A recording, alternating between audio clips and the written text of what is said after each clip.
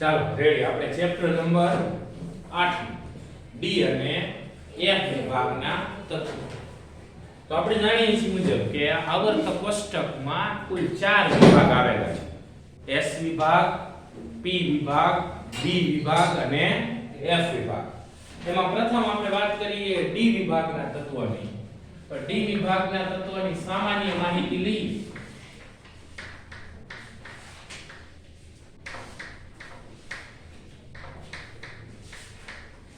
D વિભાગના તત્વો આવર્ત કોષ્ટકમાં સમૂહ નંબર 3 થી લઈ અને સમૂહ નંબર 12 સુધીના તત્વો છે એનો સમાવેશ એ ડી વિભાગની અંદર થાય છે. ડી વિભાગની અંદર આપણે એની ઇલેક્ટ્રોન રચના જોઈએ તો એની ઇલેક્ટ્રોન રચનામાં ક્રમશઃ ડી કક્ષકની અંદર ઇલેક્ટ્રોન છે એ ભરાય છે. ક્રમશઃ ડી કક્ષકની અંદર ઇલેક્ટ્રોન ભરાય. આની અંદર 4 દીર્ઘ આવર્તનો સમાવેશ થાય. 4 દીર્ઘ આવર્તની અંદર આ તત્વો છે. એમાં જો આપણે વાત કરીએ તો સૌથી પહેલી સંક્રાંતિ શ્રેણી આવર્ત નંબર 4 ની અંદર આવે. આવર્ત નંબર 4 ની અંદર જે સંક્રાંતિ શ્રેણી છે એમાં 3D કક્ષકમાં ઇલેક્ટ્રોન ક્રમશઃ ભરાતા હોય એટલે એને 3D શ્રેણી તરીકે ઓળખવામાં આવે છે. આ 3D શ્રેણીની અંદર સ્કેન્ડિયમ Sc થી લઈ અને ઝિંક સુધીના તત્વોનો સમાવેશ થાય છે. Sc થી Zn સુધીના તત્વો. ત્યાર પછી આવર્ત નંબર 5 ની અંદર 4D કક્ષકમાં ક્રમશઃ ઇલેક્ટ્રોન ભરાય ત્યારે 10 તત્વો 4D શ્રેણીના તત્વો તરીકે ઓળખવામાં આવે. 4D સંક્રાંતિ શ્રેણી. એની અંદર ઇટ્રિયમ થી લઈ ઇટ્રિયમ થી લઈ અને કેડમિયમ Cd સુધીના તત્વોનો સમાવેશ છે એની અંદર થાય છે. ત્યાર પછી આવર્ત નંબર 6 ની અંદર 5D કક્ષકમાં જ્યારે ઇલેક્ટ્રોન ક્રમશઃ ભરાય ત્યારે શ્રેણીને આપણે 5D શ્રેણી તરીકે ઓળખીએ છીએ. 5D શ્રેણીની અંદર પ્રથમ તત્વ લેન્થેનમ છે. ત્યાર પછી 14 તત્વો આવર્ત કોષ્ટકના તળિયે હોય. ફરી પાછા ડી કક્ષકની અંદર એટલે કે 5D કક્ષકમાં ઇલેક્ટ્રોન ક્રમશઃ ભરાવાનું શરૂ થાય. ઈ તત્વ આવે હાફનિયમ એટલે લેન્થેનમ તથા હાફનિયમ થી લઈ અને મર્ક્યુરી Hg સુધીના 10 તત્વો એ 5D સંક્રાંતિ શ્રેણીના તત્વો કહેવાય આવર્ત નંબર 6 ની અંદર. જો આવર્ત નંબર 7 ની વાત કરીએ તો એમાં 6D કક્ષકની અંદર ક્રમશઃ ઇલેક્ટ્રોન ભરાતા હોય એને 6D શ્રેણીના સંક્રાંતિ તત્વો કહેવાય. એનું પ્રથમ તત્વ એક્ટિનિયમ છે Sc. પાછા એક્ટિનિયમ પછીના 14 તત્વો ઈ આવર્ત કોષ્ટકની અંદર તળિયે આપેલા હોય. બરાબર. વળી પાછા 6D કક્ષકની અંદર ક્રમશઃ ઇલેક્ટ્રોન ભરાવાનું શરૂ થાય. ક્યાંથી તો કે એક્ટિનિયમ પછી તથા રુથરફોર્ડિયમ આવે Rf ત્યાંથી લઈ અને કોપરનિશિયમ Cn સુધીના તત્વો એ 6D શ્રેણીના સંક્રાંતિ તત્વો કહેવાય. અને આપણે અનુક્રમે પ્રથમ સંક્રાંતિ શ્રેણી, દ્વિતીય સંક્રાંતિ શ્રેણી, તૃતીય સંક્રાંતિ શ્રેણી અને ચતુર્થ સંક્રાંતિ શ્રેણી એવા નામથી ઓળખીએ છીએ. પ્રથમ સંક્રાંતિ શ્રેણીના તત્વો એટલે 3D શ્રેણી કહેવાય. 3D કક્ષકમાં ક્રમશઃ ઇલેક્ટ્રોન ભરાશે. દ્વિતીય સંક્રાંતિ શ્રેણી એટલે 4D શ્રેણી કહેવાય. એમાં 4D કક્ષકમાં ક્રમશઃ ઇલેક્ટ્રોન ભરાશે. તૃતીય સંક્રાંતિ શ્રેણી એટલે 5D શ્રેણી કહેવાય. એની ઇલેક્ટ્રોન રચનામાં 5D કક્ષકમાં ક્રમશઃ ઇલેક્ટ્રોન ભરાશે. ચતુર્થ સંક્રાંતિ શ્રેણી એટલે 6D શ્રેણી કહેવાય. તેમાં 6D કક્ષકની અંદર ક્રમશઃ ઇલેક્ટ્રોન ભરાશે. બરાબર. અને આ બધા તત્વો એ ડી વિભાગના તત્વો છે. આમાં પહેલું તત્વ એ સમૂહ નંબર 3 નું તત્વ છે અને જે છેલ્લા તત્વ છે એ સમૂહ નંબર 12 ના તત્વો છે. એટલે સમૂહ નંબર 3 થી લઈ અને 12 સુધીના 4 દીર્ઘ આવર્તની અંદર રહેલા તત્વો એ ડી વિભાગના તત્વો છે જેમાં ક્રમશઃ ડી કક્ષકની અંદર ઇલેક્ટ્રોન ભરાય છે. આ સિવાય હવે આપણે એફ વિભાગની સામાન્ય માહિતી લઈએ તો એફ વિભાગ આવર્ત કોષ્ટકના તળિયે આપેલો છે. હકીકતમાં એ આવર્ત નંબર 6 અને 7 ના તત્વો છે. લેન્થેનમ કે જે 5D શ્રેણીનું પ્રથમ તત્વ છે એ લેન્થેનમ પછીના 14 તત્વો સીરિયમ થી લઈ લ્યુટેશિયમ સુધીના તત્વો, આ 14 તત્વો એને 4f કક્ષકની અંદર ક્રમશઃ ઇલેક્ટ્રોન ભરાતા હોય 4f શ્રેણી તરીકે ઓળખવામાં આવે, જેને આપણે લેન્થેનોઇડ્સ એવા નામથી પણ ઓળખીએ છીએ. બરાબર. લેન્થેનમ પછીના 14 તત્વોની ઇલેક્ટ્રોન રચનામાં 4f કક્ષકમાં ક્રમશઃ ઇલેક્ટ્રોન ભરાય છે, જેને 4f શ્રેણીના તત્વો અથવા લેન્થેનોઇડ્સ કહે છે, કે જેમાં સીરિયમ થી લઈ અને લ્યુટેશિયમ સુધીના 14 તત્વોનો સમાવેશ થાય છે. ત્યાર પછી આ એક્ટિનિયમ છે, એ એક્ટિનિયમની પછીના 14 તત્વો એની ઇલેક્ટ્રોન રચનાની અંદર 5f પ્રકારની કક્ષકની અંદર ક્રમશઃ ઇલેક્ટ્રોન ભરાય છે. આથી આ તત્વોને 5f શ્રેણીના તત્વો તરીકે ઓળખવામાં આવે છે. અને 5f શ્રેણીના તત્વો જે એક્ટિનિયમ પછીના 14 તત્વો છે એને આપણે એક્ટિનોઇડ્સ એવા નામથી ઓળખીએ છીએ, જેની અંદર એક્ટિનિયમ પછીના 14 તત્વો એટલે થોરિયમ TH થી લઈ અને લોરેન્સિયમ Lr સુધીના તત્વોનો સમાવેશ થાય. બરાબર. એટલે આપણે આપણા અભ્યાસક્રમની અંદર D અને F વિભાગના તત્વોમાં આ 4 સંક્રાંતિ શ્રેણી અને આ 2 આંતર સંક્રાંતિ શ્રેણી એનો અભ્યાસ કરવાનો છે. એટલે આપણે D વિભાગના તત્વોની શ્રેણી છે એને સંક્રાંતિ શ્રેણી તરીકે અથવા સંક્રાંતિ તત્વો તરીકે ઓળખીએ છીએ, અને F વિભાગના તત્વો એને આંતર સંક્રાંતિ તત્વો તરીકે ઓળખવામાં આવે છે.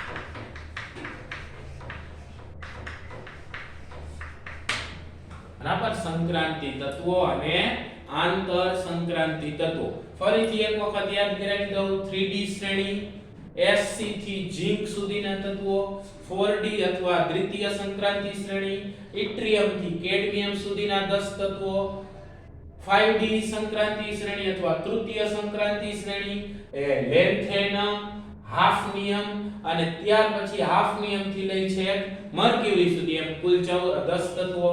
પછી 6D શ્રેણી અથવા તો ચતુર્થ સંક્રાંતિ શ્રેણીમાં એક્ટિનિયમ તથા રુથરફોર્ડિયમ થી લઈ અને કોપરનિશિયમ સુધીના કુલ 10 તત્વોનો સમાવેશ થાય. લેન્થેનમ પછીના 14 તત્વો લેન્થેનોઇડ્સ અને એક્ટિનિયમ પછીના 14 તત્વો એક્ટિનોઇડ્સ કહેવાય, અને લેન્થેનોઇડ્સ અને એક્ટિનોઇડ્સ અનુક્રમે 4f અને 5f શ્રેણી કહેવાય. એટલે F વિભાગના તત્વો છે જેને આપણે આંતર સંક્રાંતિ તત્વો તરીકે ઓળખીએ છીએ. બરાબર. હવે સંક્રાંતિ તત્વો એટલે શું એ વાત લઈએ આપણે. સંક્રાંતિ તત્વો એટલે શું?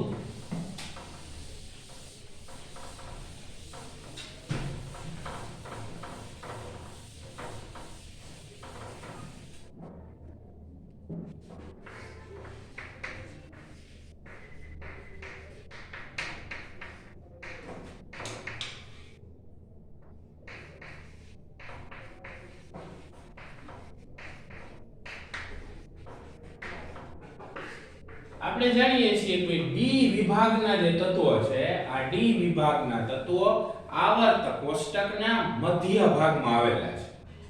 બરાબર. એક બાજુએ S વિભાગના તત્વો હોય, બીજી બાજુએ P વિભાગના તત્વો હોય. એટલે આ તત્વો S વિભાગના તત્વો અને P વિભાગના તત્વોની વચ્ચેના છે. આથી એમના ગુણધર્મો S વિભાગના તત્વો અને P વિભાગના તત્વો વચ્ચે સંક્રાંતિ પામે છે, અને પરિણામે તેને સંક્રાંતિ તત્વો એવા નામથી ઓળખવામાં આવે છે. હકીકતમાં આ જૂની વ્યાખ્યા છે. હાલના સમયમાં IUPAC મુજબ સંક્રાંતિ તત્વોની વ્યાખ્યા બદલાવેલી છે. IUPAC મુજબ સંક્રાંતિ તત્વો એટલે શું? તો કોઈ પણ તત્વો કે જેની પરમાણુ અથવા આયનની ઇલેક્ટ્રોન રચનામાં ડી કક્ષક અપૂર્ણ ભરાયેલી હોય તેને સંક્રાંતિ તત્વો કહે છે. કોઈ પણ ધાતુના તટસ્થ પરમાણુ અથવા આયનની ધારા કે ભૂમિ અવસ્થાની ઇલેક્ટ્રોન રચનામાં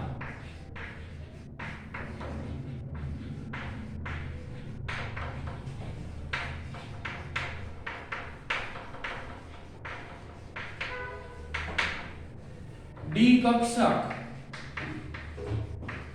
અપૂર્ણ ભરાયેલી હોય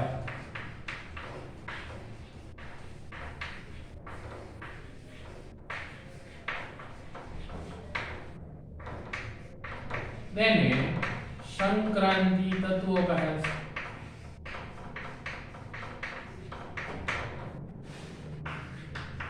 ખાસ યાદ રાખજો કે ડી વિભાગના તત્વો એમાં સમૂહ નંબર 3 થી 12 સુધીના તત્વો છે, પરંતુ એની અંદર જે સમૂહ નંબર 12 ની અંદર આવતા તત્વો છે સૌથી છેલ્લા દરેકની અંદર પ્રથમ સંક્રાંતિ શ્રેણીમાં સમૂહ નંબર 12 નું તત્વ એટલે ઝીંક આવે. દ્વિતીય સંક્રાંતિ શ્રેણીની અંદર સૌથી છેલ્લું તત્વ એટલે કેડમિયમ Cd આવે. તૃતીય સંક્રાંતિ શ્રેણીની અંદર મર્ક્યુરી Hg આવે પારો. અને ચતુર્થ સંક્રાંતિ શ્રેણીની અંદર કોપર નિશિયમ આવે Cm. આ ચારે ચાર તત્વો એવા કે જેની તટસ્થ પરમાણુની ઇલેક્ટ્રોન રચનામાં તો ડી કક્ષક ઇલેક્ટ્રોન થી પૂરેપૂરી ભરાયેલી હોય એટલે કે ડી ગેન ઇલેક્ટ્રોન રચના હોય. ઉપરાંત એની કોઈ પણ આયનની ઇલેક્ટ્રોન રચનાને ધ્યાનમાં લ્યો તો એની આયનની ઇલેક્ટ્રોન રચનામાં પણ ડી કક્ષક ઇલેક્ટ્રોન થી કેવી હોય પૂરેપૂરી ભરાયેલી હોય છે. અને પરિણામે આ તત્વોને આપણે સંક્રાંતિ તત્વો ગણતા નથી. આ સંક્રાંતિ તત્વો ગણવામાં આવતા નથી.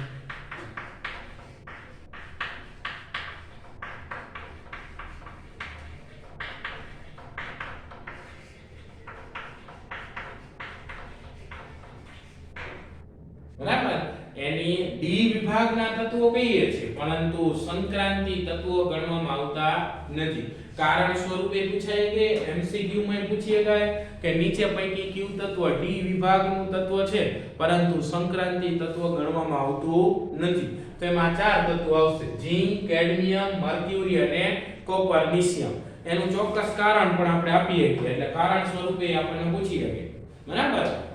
કારણ કે આપણને કહીએ કે ઝીંક ને સંક્રાંતિ તત્વ ગણવામાં આવતું નથી સમજાવો તો આપણે કેવું પડે કે કોઈ પણ ધાતુના તટસ્થ પરમાણુ અથવા આયનની ધારા અવસ્થાની ઇલેક્ટ્રોન રચનામાં ડી કક્ષક અપૂર્ણ ભરાયેલી હોય તો તેને સંક્રાંતિ તત્વ ગણવામાં આવે છે. ઝીંકની ધારા અવસ્થાની પરમાણુ તરીકેની ઇલેક્ટ્રોન રચનામાં તેમજ આયન તરીકેની ઇલેક્ટ્રોન રચનામાં D10 જોવા મળે છે એટલે કે ડી કક્ષક ઇલેક્ટ્રોન થી પૂરેપૂરી ભરાયેલી છે. પરિણામે એને સંક્રાંતિ તત્વ ગણવામાં આવતા નથી. બરાબર. બાકીના બધા ડી વિભાગના તત્વોને સંક્રાંતિ તત્વ ગણવામાં આવે કારણ કે વ્યાખ્યાનું પાલન કરશે કાં તો એના પરમાણુની તટસ્થ પરમાણુની ઇલેક્ટ્રોન રચના અથવા તો એના આયનની ઇલેક્ટ્રોન રચનાની અંદર ડી કક્ષકમાં D10 ઇલેક્ટ્રોન રચના નહીં હોય. D1, D2, D3, D4, D5, D6, D7, D8 અથવા D9 હશે.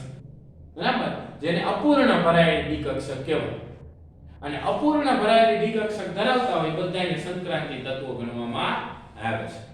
એફ વિભાગના તત્વો છે એ હકીકતમાં આવર્ત નંબર 6 અને 7 ના તત્વો એ સંક્રાંતિ તત્વોની વચ્ચેના તત્વો કારણ કે લેન્થેનમ એના પછીના 14 તત્વો લેન્થેનોઇડ્સ છે અને એક્ટિનિયમ એના પછીના 14 તત્વો એક્ટિનોઇડ્સ છે. એટલે સંક્રાંતિ તત્વોની વચ્ચેના હોય એને આપણે આંતર સંક્રાંતિ તત્વો એવું નામ આપેલું છે. અને એની અંદર બધાને આપણે આંતર સંક્રાંતિ તત્વો ગણીએ છીએ. બરાબર. એટલે લેન્થેનોઇડ્સ ના 14 તત્વો અને એક્ટિનોઇડ્સ ના 14 તત્વો એ આંતર સંક્રાંતિ તત્વો કહેવાય. જો આપણે આ તમામ તત્વો જે સંક્રાંતિ અને આંતર સંક્રાંતિ તત્વો છે એનો અભ્યાસ કરવા માંગતા હોય તો આપણને જોવા મળે છે કે જે મુખ્ય સમૂહના તત્વો હોય S વિભાગના તત્વો અને P વિભાગના તત્વો એના કરતા એના ગુણધર્મો થોડાક જુદા પડે. એનું મુખ્ય કારણ શું હોય તો કે મુખ્ય સમૂહના તત્વોની અંદર મોટા ભાગે સમૂહ સામ્યતા જોવા મળે. આપણે એનો સમૂહ તરીકે અભ્યાસ કરીએ છીએ. એક જ સમૂહના તત્વો લઈએ છીએ. હમણાં જ આપણે P વિભાગના તત્વો જોયું તો તો એની અંદર આપણે શું જોતા હોય કે એક જ સમૂહના તત્વો હોય એમાં ક્રમિક ગુણધર્મોમાં ફેરફાર જોવા મળે, બરાબર, એમાં ક્રમિકતા હોય અને સમૂહને આધારિત અભ્યાસ કરીએ છીએ કે ભાઈ સમૂહ નંબર 15 ના તત્વો, સમૂહ 16 ના તત્વો. જ્યારે આ બધા તત્વો એવા છે કે જેમાં આડી હરોળની અંદર સામ્યતા, એને સમક્ષિતિજ સામ્યતા કહેવાય. અને ડી અને એફ વિભાગના તત્વોની અંદર સમક્ષિતિજ સામ્યતા હોય એનો અભ્યાસ આવર્ત તરીકે કરવામાં આવે, આખી શ્રેણી તરીકે. સમૂહ તરીકે એનો આપણે અભ્યાસ કરતા નથી. જો કે એમાં સમૂહ સામ્યતા જોવા મળે છે, પરંતુ એમાં આવર્તી વલણને આધારિત આપણે વધારે અભ્યાસ કરીએ છીએ. એટલે આપણે સમક્ષિતિજ અભ્યાસ કરશું કે પ્રથમ સંક્રાંતિ શ્રેણીની આડી હરોળ, દ્વિતીય સંક્રાંતિ શ્રેણીની આડી હરોળ, એમ આડી હરોળ તરીકે સમક્ષિતિજ સામ્યતાને કારણે એનો એ રીતે અભ્યાસ કરવામાં આવે છે. એક જ સમૂહને આધારિત એનો અભ્યાસ કરવામાં આવતો નથી, બરાબર. એટલે સમૂહ સામ્યતા ધરાવતા હોય એવા પ્રકારના આનો અભ્યાસ અગત્યનો શા માટે આપણે એનો અભ્યાસ કરવો જોઈએ? તો ડી અને એફ વિભાગના તત્વો એવા કે જેની અંદર ઘણી બધી એવી ધાતુઓ છે કે જે ખૂબ જ કિંમતી હોય, જેમ કે સોનું છે, પ્લેટિનમ છે, ચાંદી છે. આ બધી કિંમતી ધાતુઓ એ ડી અને એફ વિભાગની અંદર જ આવે છે. ઉપરાંત કેટલીક ખૂબ જ અગત્યની ધાતુઓ જેમ કે લોખંડ હોય, કોપર હોય, આ ખૂબ જ અગત્યની ધાતુઓ છે. એનો સમાવેશ પણ ડી અને એફ વિભાગના તત્વોની અંદર થાય છે. અને એટલે જ આપણે આ જે તત્વો છે ડી અને એફ વિભાગના તત્વો ખૂબ જ મહત્વના તત્વો હોય એનો આપણે અભ્યાસ કરવો ખૂબ જ જરૂરી છે, બરાબર. આપણે આ પ્રકરણની અંદર સામાન્ય વલણો જોઈશું, કેટલાક ભૌતિક ગુણધર્મો, ઇલેક્ટ્રોન રચના અને એવા પ્રકારના. અને ત્યાર પછી ખાસ પ્રથમ સંક્રાંતિ શ્રેણી છે સ્કેટી, વેક્રો, મેયા, કોની, કોજી એટલે કે સ્કેન્ડિયમ થી લઈ અને ઝિંક સુધીના તત્વો, એનો આમાં ખાસ અભ્યાસ આપેલો છે. એમાં જ મોટા ભાગના ગુણધર્મો સમજાવેલા છે, બરાબર. અને બાકીના કેટલાક ડી અને એફ વિભાગના તત્વોના અગત્યના સંયોજનો છે જેમાં પોટેશિયમ પરમેંગનેટ KMnO4 છે, પોટેશિયમ ડાઇક્રોમેટ K2Cr2O7 છે. એનો અભ્યાસ આની અંદર આપેલો.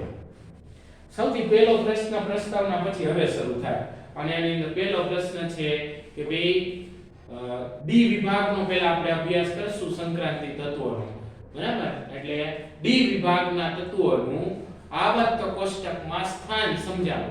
જો કે એ આપણે પ્રસ્તાવનામાં આવી જ ગયું, અત્યારે લીધું. એની અંદર આપણે જાણીએ છીએ મુજબ ડી વિભાગના તત્વો આધુનિક આવર્ત કોષ્ટકના મધ્ય ભાગમાં આવેલા છે.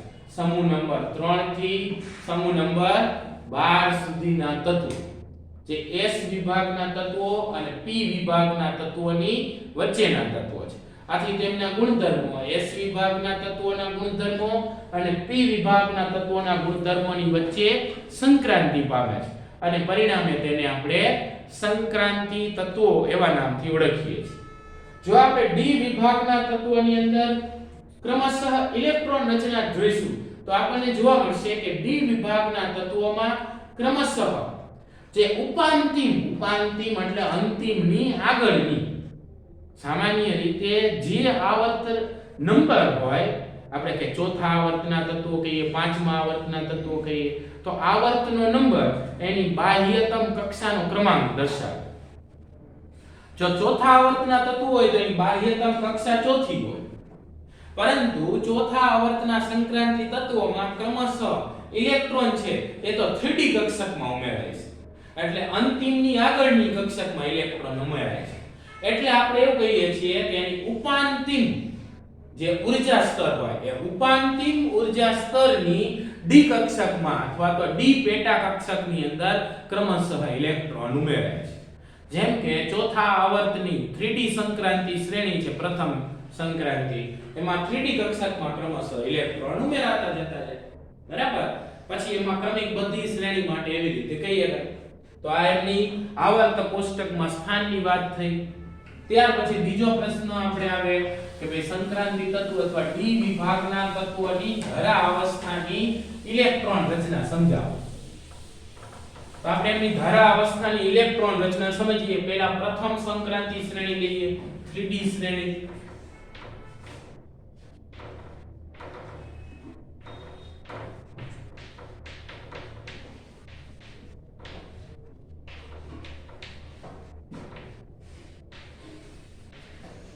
આપણે માત્ર ને માત્ર d પ્રકારની કક્ષક અને s પ્રકારની કક્ષકમાં કેટલા ઇલેક્ટ્રોન હોય એ જ બતાવવાનું છે 3d શ્રેણીની અંદર આવે સ્કેન્ડિયમ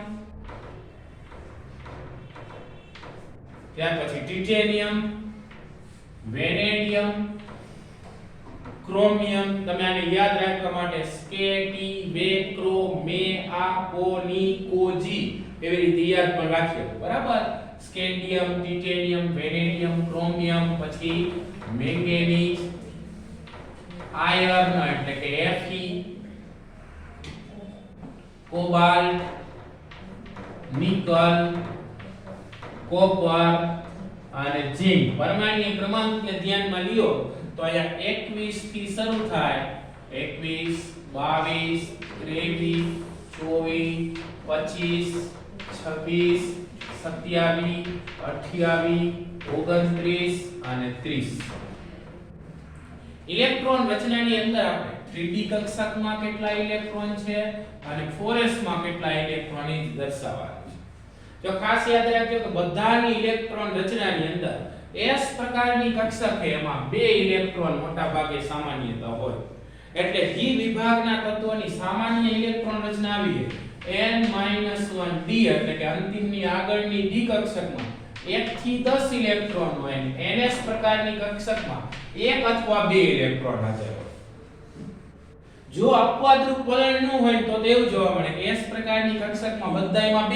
ઇલેક્ટ્રોન અને આની અંદર ક્રમશઃ ઇલેક્ટ્રોન ભરાતા જાય 1 2 3 4 5 6 7 8 9 10 પણ એવું હંમેશા જોવા મળતું નથી અપવાદરૂપ ઇલેક્ટ્રોન રચના જોવા મળે છે પ્રથમ સંક્રાંતિ શ્રેણીમાં આપણે યાદ રાખવાનું છે પૂતળી કરી કે આ ક્રોમિયમ અને કોપર આ બે તત્વો એવા છે કે જે અપવાદરૂપ ઇલેક્ટ્રોન રચના દર્શાવે છે અપવાદરૂપ ઇલેક્ટ્રોન રચના દર્શાવે એટલે s પ્રકારની કક્ષક છે ને એમાંથી એક ઇલેક્ટ્રોન d પ્રકારની કક્ષકમાં નાખી દેવાનો s માં જે બે હોય એમાંથી એક જ રાખવાનો અને d ની અંદર એક વધારી દેવાનો એટલે જો આની ઇલેક્ટ્રોન રચના અહીંયાથી લખવાનું ચાલુ કરીને એટલે આવું થાય આની 2 f 3d1 4s2 પછી 3d2 4s2 3d3 4s2 પછી આમાં અપવાદરૂપ છે આવવી જોઈએ 3d4 4s2 પણ અપવાદરૂપ હોવાને કારણે 4s કક્ષકમાંથી એક ઇલેક્ટ્રોન 3d માં જાય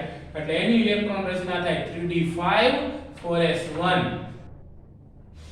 આ અપવાદરૂપ ઇલેક્ટ્રોન રચના બરાબર ત્યાર પછી વળી પાછું ક્રમિક આવતું જાય અહીંયા 4 પછી આ 5 2 અહીંયા 6 2 આ 7 2 આ 8 2 અહીંયા આવવું જોઈએ 9 2 પણ એટલે આટલા અગાઉથી પૂતળી થઈ ગઈ કોપરની ઇલેક્ટ્રોન રચના argon core complete 3d9 4s2 ને બદલે એક ઇલેક્ટ્રોન d કક્ષકમાં જાય છે 3d10 4s1 જોવા મળે પછી અહીંયા 10 2 એ નિયમિત એટલે આ ઇલેક્ટ્રોન રચના અપવાદરૂપ દર્શાવે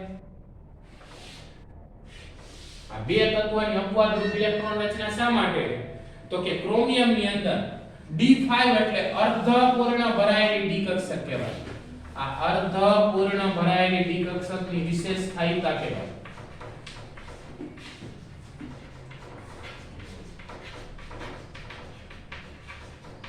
પરિણામે અપવાદરૂપ ઇલેક્ટ્રોન રચના જોવા મળે અને કોપર ની અંદર પૂર્ણ ભરાયેલી ડી કક્ષકની વિશેષ સ્થાયીતા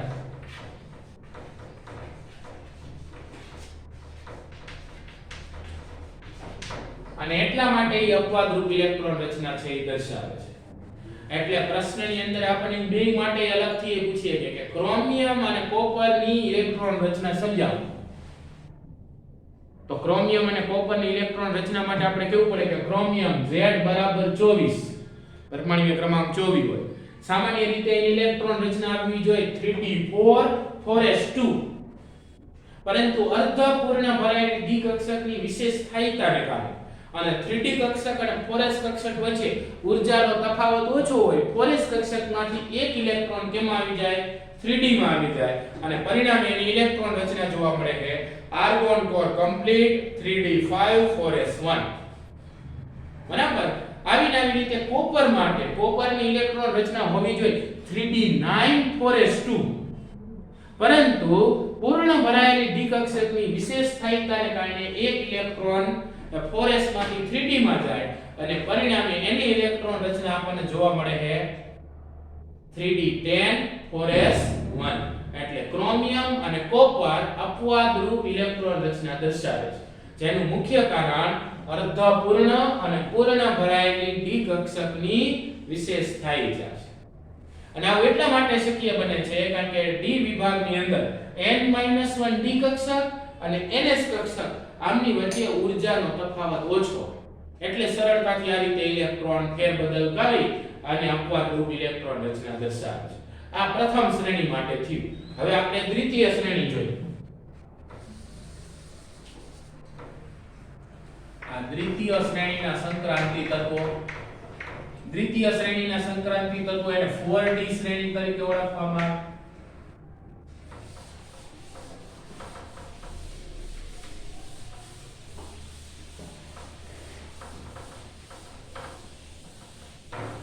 4d સંક્રાંતિ શ્રેણીની અંદર આપણે ઇટ્રિયમ થી લઈ અને કેડમિયમ સુધીના તત્વોનો સમાવેશ થાય આપણને નામ આપેલા નથી તમારે નામ લખવા હોય તો હું બોલતો જાઉં એ મુજબ તમે નામ લખતા રહેજો બરાબર સૌથી પહેલું તત્વ આવે ઇટ્રિયમ ઇટ્રિયમ ત્યાર પછી બીજું તત્વ છે ઝિર્કોનિયમ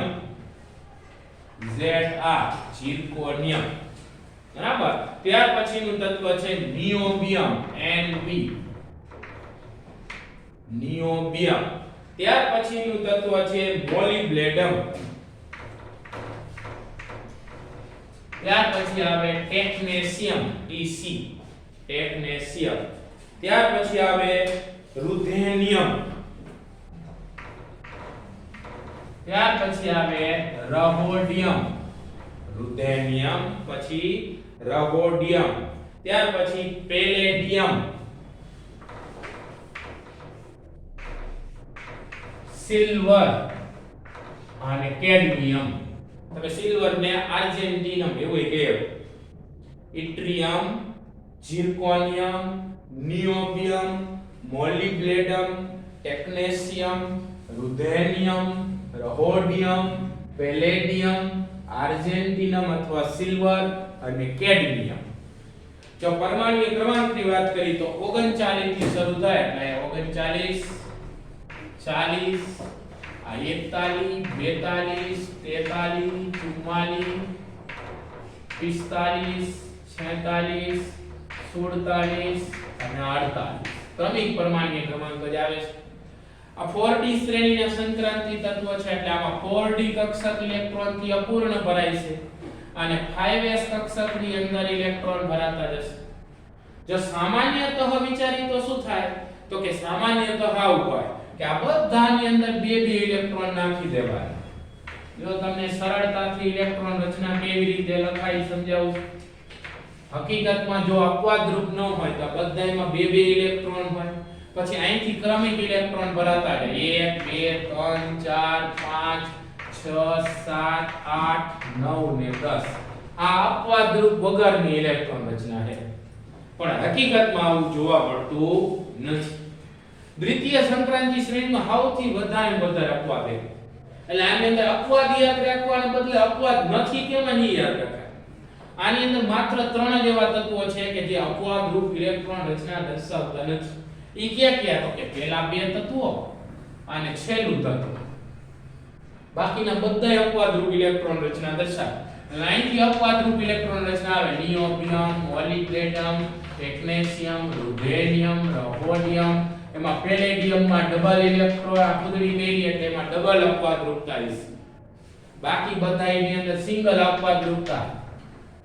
અપવાદરૂપતા નો શું થાય માથે ફૂદડી પહેરીને એટલે આમાં એક ઓછો કરવાનો ડી માં એક ઇલેક્ટ્રોન વધારી દેવાનો બરાબર એટલે જો અહીંયા ઇલેક્ટ્રોન રચના લખીએ આપણે તો આ 1 4 આવી ઇલેક્ટ્રોન રચના થઈ જાય આમાં એક અપવાદરૂપતા છે તો શું થઈ જાય 1 5 એવી ઇલેક્ટ્રોન રચના થઈ જાય આમાં એક અપવાદરૂપતા છે એટલે આમાં થઈ જાય 1 6 આમાં એક અપવાદરૂપતા એટલે થઈ જાય 1 7 આમાં એક અપવાદરૂપતા એટલે થઈ જાય 1 8 આમાં ડબલ અપવાદરૂપતા છે એટલે થઈ જાય 0 10 આમાં બે ઇલેક્ટ્રોન નો ફેર કરવાનો બે ને લઈ લેવાનો બરાબર આની અંદર અપવાદરૂપતા એટલે થઈ જાય 1 10 આ રીતે ઇલેક્ટ્રોન રચના આવે બરાબર જો 2 1 2 2 1 પછી 1 4 1 5 1 6 1 7 1 8 0 10 1 10 ને 2 10 એ રીતે ઇલેક્ટ્રોન રચના આવતી જાય 4d અને 5s કક્ષકમાં આ રીતે આપણે ઇલેક્ટ્રોન લખાણ થાય આમાં અપવાદ રૂપનો એવા ઇટ્રિયમ ઝિર્કોનિયમ ને કેડમિયમ ત્રણ છે બાકી બધાયની અંદર અપવાદ રૂપ ઇલેક્ટ્રોન રચના જોવા મળે છે બરાબર હવે ત્યાર પછી આપણે તૃતીય સંક્રાંતિ શ્રેણી જોઈ તૃતીય સંક્રાંતિ શ્રેણી એટલે 5d શ્રેણી કહેવાય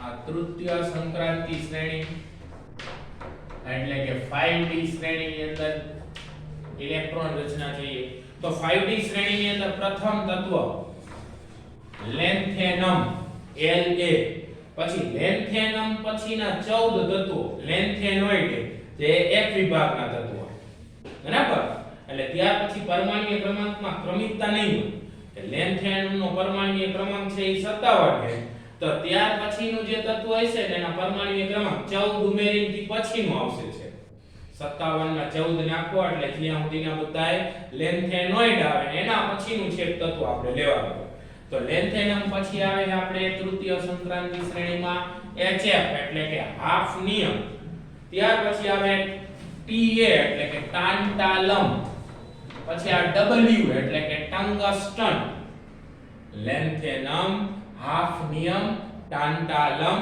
ટંગસ્ટન ત્યાર પછી આવે રહેનિયમ Re એટલે કે રહેનિયમ ત્યાર પછી આવે ઓસ્મિયમ OS ઓસ્મિયમ પછી આવે ઇરિડિયમ IR ઓસ્મિયમ પછી ઇરિડિયમ ત્યાર પછી આવે પ્લેટિનમ PT પછી આવે ઓરમ અથવા તો ગોલ્ડ અથવા તો સોનું અને ત્યાર પછી આવે હાઇડ્રોગોરસ અથવા મર્ક્યુરી અથવા પાર્થ પરમાણ્વીય ક્રમાંક જોઈએ તો આનું પરમાણ્વીય ક્રમાંક 57 માં 14 નાખો એટલે 14 લેન્થેનોઇડ તત્વો એટલે 57 + 14 71 થાય 71 સુધીના 58 થી 71 પછી 72 થી શરૂ થાય એટલે 72 આ 73 આ 74 આ 75 આ 77 આ 78 આ 79 અને 80 આ રીતે આપણે પરમાણ્વીય ક્રમાંક લખીએ છીએ આની અંદર આપણે કીધું એમાં 5d શ્રેણી એટલે 5d કક્ષકની અંદર ક્રમશઃ ઇલેક્ટ્રોન ભરાય છે અને 6s ની અંદર ઇલેક્ટ્રોન ભરાતા જશે ફરીથી એની જ વસ્તુ જો તમારે ક્યાંય અપવાદ રૂપતા ન હોય તો ઇલેક્ટ્રોન રચના શું હોય તો કે આ બધાય s પ્રકારની કક્ષકમાં બધીમાં બે ઇલેક્ટ્રોન હોય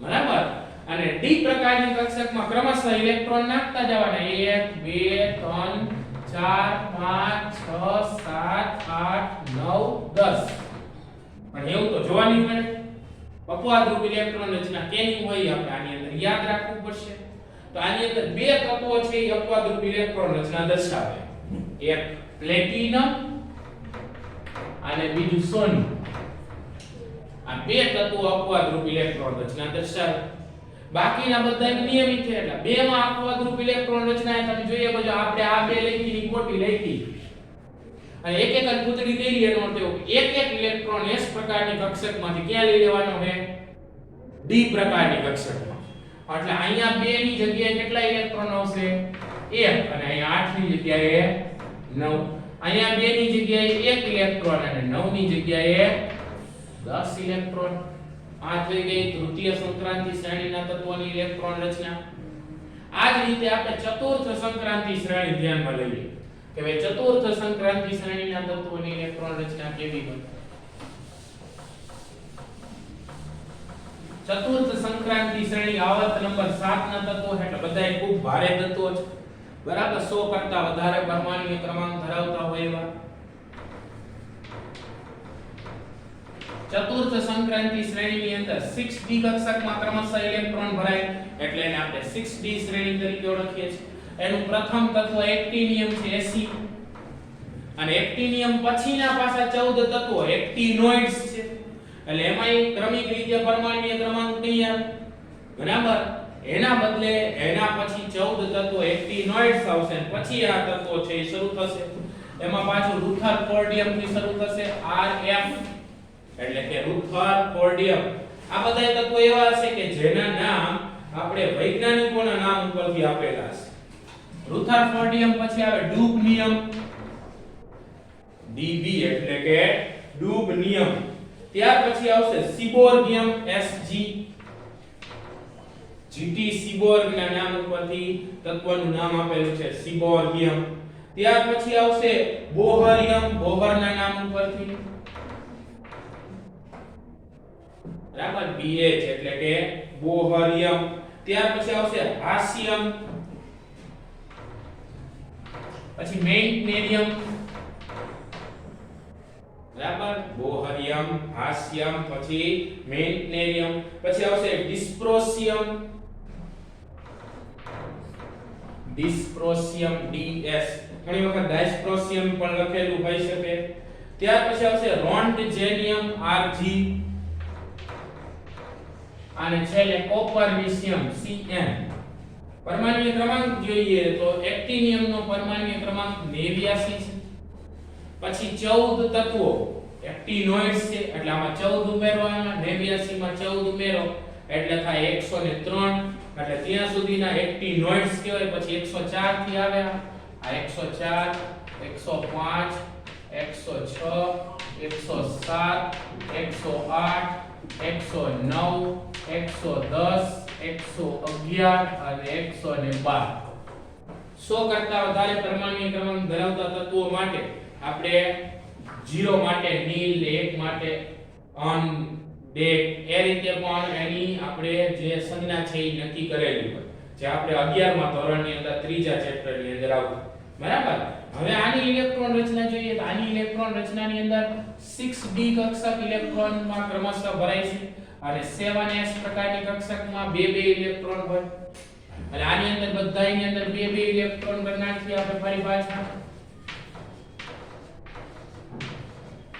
હવે આમાં અપવાદરૂપ ઇલેક્ટ્રોન રચના એક જ તત્વની છે રોન્ટજેનિયમની બાકી એકેય અપવાદરૂપ ઇલેક્ટ્રોન રચના ધરાવતા નથી આમાં ક્રમશઃ 1 2 3 4 5 6 7 8 9 10 પણ આ એક અપવાદરૂપ ઇલેક્ટ્રોન રચના ધરાવતો હોય અહીંયા થશે 1 10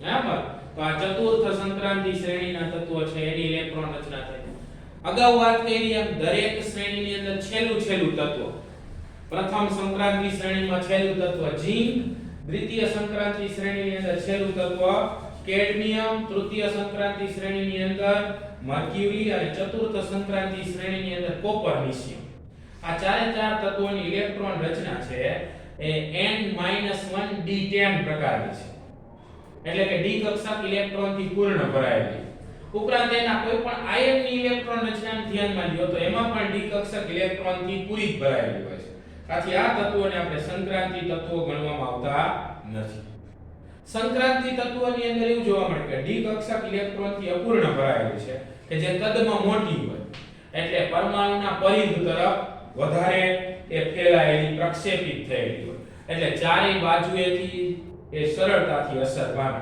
પરિણામે એના ગુણધર્મોની અંદર નોંધપાત્ર વિચલન પણ જોવા મળે ખાસ એના અમુક લાક્ષણિકતાઓ છે જેમ કે એની અંદર d કક્ષક છે એ આંશિક રીતે ભરાયેલી હોય એટલે વિવિધ ઓક્સિડેશન અવસ્થાઓ દર્શાવે રંગીન આયનોનું નિર્માણ કરે લિગેન્ડ સાથે જોડાય સંકીર્ણ સંયોજનો બનાવે ત્યાર પછી ઉદ્દીપકીય અને અનુચુંબકીય ગુણધર્મ દર્શાવે છે આ તમામ એની સામાન્ય લાક્ષણિકતાઓ છે કે જેનો અભ્યાસ આપણે આ ચેપ્ટરની અંદર આગળ આપેલો છે દરેક બાબત કે ભાઈ એના ચુંબકીય ગુણધર્મો સમજાવવાના છે ઉદ્દીપકીય ગુણધર્મો બરાબર મિશ્ર ધાતુના નિર્માણ માટેના ગુણધર્મો સંકીર્ણ સંયોજનો શા માટે વધુ માત્રામાં બનાવે એના કારણો આપણે સમજાવશું આ બધી વિગતોનો આની અંદર અભ્યાસ આપેલો છે આપણે કીધું એમ કે સંક્રાંતિ તત્વો એ સમક્ષિતિજ સામ્યતા વધારે દર્શાવે આડી હરોળમાં એટલે એનો અભ્યાસ પણ આપણે આડી હરોળ તરીકે કરીએ છીએ બરાબર બે આપણને પ્રશ્નો આપેલા છે. કોયડો નંબર 8.1 આપેલો છે અને એક લખાણ સંબંધિત પ્રશ્ન છે.